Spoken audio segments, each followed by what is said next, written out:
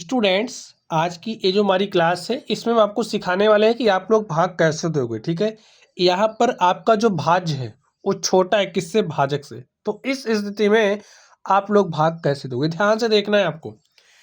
भाग देने का जो नियम मैंने आपको सिखाया उसी नियम पर आपको कायम रहना है। यहाँ पर देखिए, आपको 4 का पहाड़ा कुछ ऐसे पढ़ना है कि 3 से ज़्यादा नहीं होना चाहिए।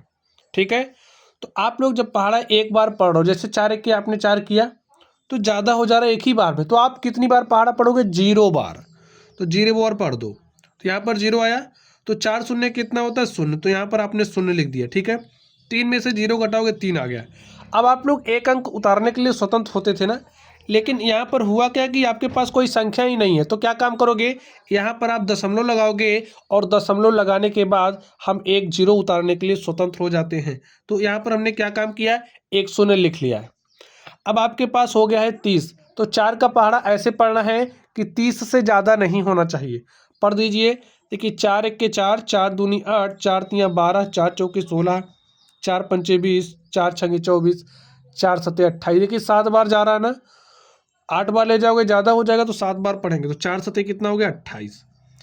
यहाँ पर आप 28 लिखिए, माइनस का चिन्ह लगाइए और देखिए यहाँ से एक हासिल गया, यहाँ हो गया 10, 10 में से 8 घटाएंगे तो हमारे पास 2 आ जाएगा, तो 2 आ गया। अब यहाँ पर 2 में से 2 घटाओगे तो कितना आ गया, 0। यहाँ पर आपके पास 2 आ गया है।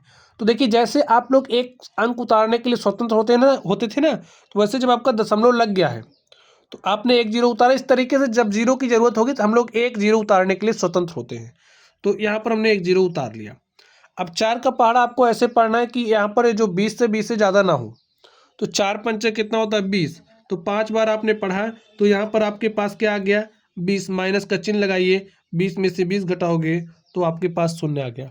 तो आपने इसको सॉल्व किया, जो आपका भागफल है वो आपके पास आ चुका है 0.75। तो लिख दीजिए, भागफल क्या है, 0.75। ये आपका भाजक है, भाजक, और ये आपका क्या है, भाज्य है। चलिए, अब आप लोग इस दूसरे नंबर को ध्यान से देखिए। यहाँ भी वही स्थिति है आपके पास। ये जो आपका भाज्य है क्या है, छोटा है किससे, भाजक से। छोटा बड़ा आप लोग मत देखना, केवल आप यही देखिए कि यहाँ पर आपके पास एक अंक वाली संख्या, तो एक अंक आपके पास यहाँ पर भी है, तो आप भाग दीजिए, इससे ज़्यादा नहीं होना चाहिए। ठीक है, तो 5 एक के 5, 5 का पहाड़ा जब आप एक बार पढ़ रहे हो तो ज़्यादा हो जा रहा है, तो एक बार नहीं, हम 0 बार पढ़ेंगे। तो 0 बार पढ़ी, देखिए 5 शून्य होता है शून्य, तो यहाँ पर क्या आ जाएगा, शून्य लिख लिया हमने। अब 3 में से 0 घटाओगे 3 आ गया। अब दशमलव लगाओगे और दशमलव लगाने के बाद आप एक 0 लिख सकते हो, तो यहाँ पर हमने एक 0 लिख लिया है। पहाड़ा पढ़ दीजिए, देखिए कितना होता है, 5 छके 30, 6 बार जा रहा है, तो यहाँ पर आप 30 लिखिए, माइनस लगाइए, 30 में से 30 घटाओगे कितना आ गया, 0। और यहाँ पर आपके पास जो भागफल है वो कितना आ चुका है, 0.6। आपका जो भाज्य है वो कितना है, 3 है। आपका जो भाजक है वो कितना है, 5 है। और शेषफल क्या है, 0 है। तो स्टूडेंट, इसी तरीके से हम लोग सॉल्व करते हैं। तो चलिए आप लोग पढ़ते रहिए। Thank you.